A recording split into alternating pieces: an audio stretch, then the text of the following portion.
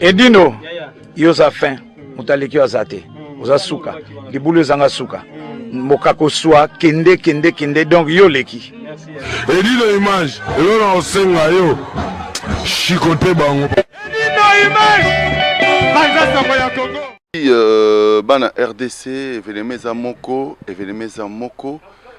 semaine prochaine, le 24 Oyo, Tozo célébrer la disparition, il y a Ekomani, Papa Wemba, le grand Kourou.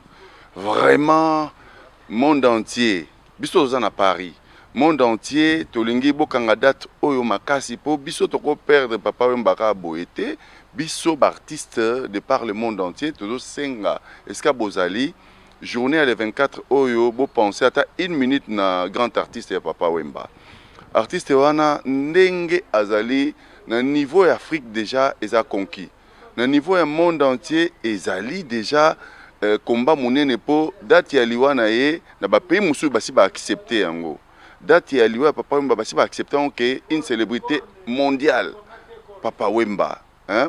Et les fondateurs des idoles, le père sacré de la SAP.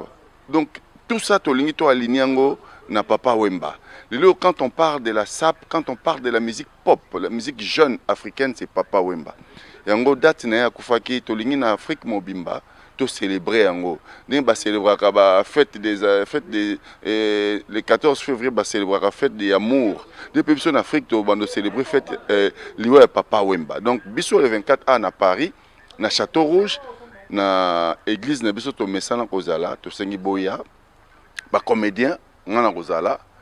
Hein? Boyebi qui est toujours préparé déjà film à disparition Papa Wemba. Donc film wana ils a soutenu na bana viva la musique, na bana na staff Papa Wemba na niveau à poto, puis to kino kitana Kinshasa, to tambola bisika Papa Wemba le kaki poto tourner film wana. Donc c'est pour vous dire que les Congolais auto perda qui aza moto monene.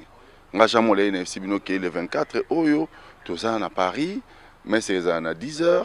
12 heures aussi, si tu as une période de confinement, une période de Covid, donc tu as une méthode barrière. Ce qui est une organisation qui est surtout au Kendewapi, d'habitude tu as une sec bidens, munganga les thérapies. Donc il y a une orienté biso na staff ya Papa Wemba ya Paris. Donc biso to ozala, biso artiste to ozala. Alors public ya Papa Wemba, ba obalinga Papa Wemba, ozala africain, ozala mundele, venez. Merci à Papa Wemba, merci à Edino Image, hein, le roi et le lion de la presse. Merci na message Oele Kakitoko, Bisopé, Toko relais en partout, de gauche à droite, pour les Parisiens Nyoso. Les Parisiens Nyoso, vraiment, mbote mingi na staff, Papa Wemba, Boboul, Polydor, Onema, Sacré Zaza, Yazaza. Na yemoko Kokolijo Vietnam monene saf nous ezali awa sec bidens tozana bango ensemble pour to penser ndeni journée negoleka ngawa bino jamolai l'artiste vertébré système amikolo komikaka tokota la sunani à part jamolai kitoko initiative normalement et outil pas ya ba kulo tunabiso ba ya zaza Lidio Coimpa, Tozapena Boul Mitch, Bouboul. Initiative Ezali qui est le 24 Tosala, Tosala tous les ans. La date anniversaire, il y a Liwa, il y a Papa. Donc, et l'autre Tosala Yangwana, et Gozala le 24 Oyo. Et puis, Tobeng Sima Bandeko. Oyo tozaki kosangana na bango na ba oyo balingaki Papa Wemba baya tokutana et après tozala quelque part pour to solo la ndenge esalemaka na mboka. Voilà quoi. Date le 4 ponanga est toujours triste ponanga et va souvenir moko morose et ça date moko mémorable ponangai. Bon, ça date vraiment Papa Wemba nous a quitté, Papa Wemba de Viva la Musica nous a quitté. Donc ils sont mémorables pour Nangai yango wana omoni tokosala messe d'action de grâce le 24 oyo na église Saint-Bernard na Château Rouge. Polydor onema bato baza wana staff technique yazaza baza wana sek dance naloba lisusu bakoma mosusu ezokima nango kaka mais ye moko gipoli mpe auti lobawa Cornélie Malongi encore Dadi Soso vraiment staff vraiment au papa tika ndenge kaka ezalaka biso mpe bamission ndenge tozalaka kaka wana na vie colonel Jagger bakuya na kisasa mpe kuna makambo ezosalama le 24 eza toza kohonorer lisusu tozo rendre hommage toujours dans notre papa à notre qui nous a laissé et voilà donc yango wana omoni lelo tozali awa chez Sek Bidens mpona kofinalize bamakambo nyonso kwa na suka kwa mobile bon na baconfinement oyo normalement tozolandaka barèglement ya l'état mais je crois que comment organisation kozala par rapport à tout ça mais ça reste un peu secret mais dès que tozalaka tokouta na église ekoyebana parce que il faut tolanda mibeko ya covid-19 l'état zo salela biso boyebi yo moko toza na confinement donc en plus nini ezobanda ba 19h couvre-feu bon voilà on est un peu coincé mais tokozwa dérogation pona makambo ya papa mokili mobimba mbatu na batu place bazali vraiment bazo fêter bazo rendre hommage mokili mobimba place bazali parce que papa omba c'était njoko omoni njoko mbaliaka ngo mutu moko te donc moi pe biso moko ka tout fêter papa omba kaka non partout surtout na Tchad omona makambo ça na Tchad omona na nte na bala ba pancarte mystique donc ba tiana tanga bi mais awa kinu bien kinité mais ndenge balelaka mutu wana na Tchad mais laisse tomber c'est monde entier au Japon Washington wapi partout et batunabutu baza reparti même en akati à Paris et tout le monde na coin pour na convidus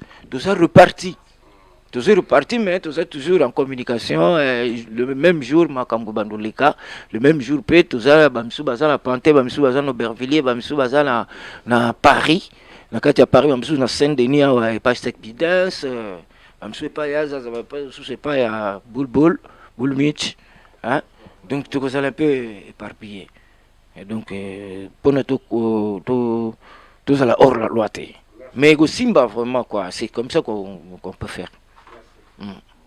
Ah oui, bon date le 24 au Bichange Toyebi.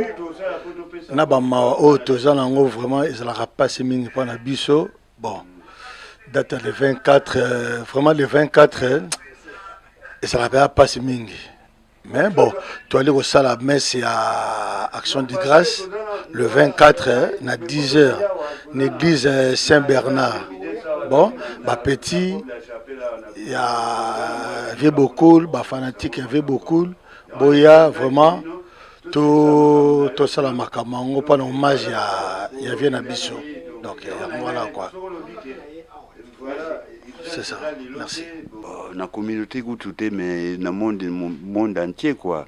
Que date wana isa universel et la dessin ya epesaka biso date moma wa trop na liwa ya elombe ndenge yatikaki biso bon nzambe asabengaki na motima na epai na ye je crois il se repose en paix et samedi oyo ekoya donc nde tozala na messe nde tosalaka na Paris mpona kokomere mémoire na ye bon le reste peut-être tokokoyebisa bato bakolanda biso baya ebele mpona messe yaka ta na messe apamba eza te soki basengi nini me soki oza na motema malamu okoki koya après tokokutana na baninga mosusu nde tosololaka na biso et puis le reste totala yango awa toza na thérapie epai munganga azosoigne bamakambo chirurgien musical, hein? Donc thérapie quoi. Et mutu atikali awa siège ya makambo tout. Donc ce que je sango awa ebaka ya vrai. Ce que déplacé pas musu c'est nulle part ailleurs quoi. Hein? Voilà. Didier Mpasi. Voilà. Donc oyo eza voilà toloba mingi te tilanga. Voilà. So zuba sango pas musu foko telango doute. Voilà. Merci. À Konagota, au commencement était l'action petit. Donc, merci.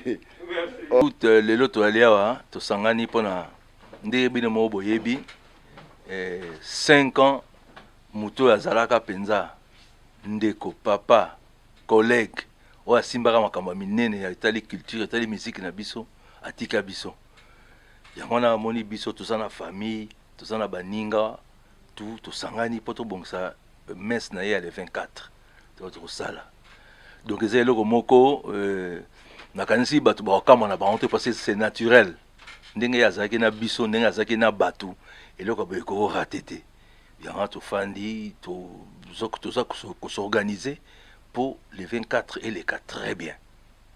Voilà comme toi on a makambo mingi mingi kolobate ya zaza ça lobby je crois que c'est l'essentiel quoi. Donc tozala kuna na messe na 10h30 parce que balingi basango balingi 12h30 to panzana. Le roi boyi ba confirmer zali tozala te ke to koma na ba retard to bana 10h30 12h30 13h to panzani et puis tota suite nango ezali to biga to en fait au bas en église ba royer ba suite ndenge kolekela. Donc le kamba lelo ezali mokili mobimbe ko vibrer le 24. Il faut vibrer le 24 et on a biso pe à Paris biso a pe ba ndekone ba ningane depuis Kisasa ba ndekone ba ningane depuis Bandule famille naie so nous to ko sang le 24 pour na tout rendre tout ça la messe moko ya munene pour na ndekona biso tika biso papa Wemba.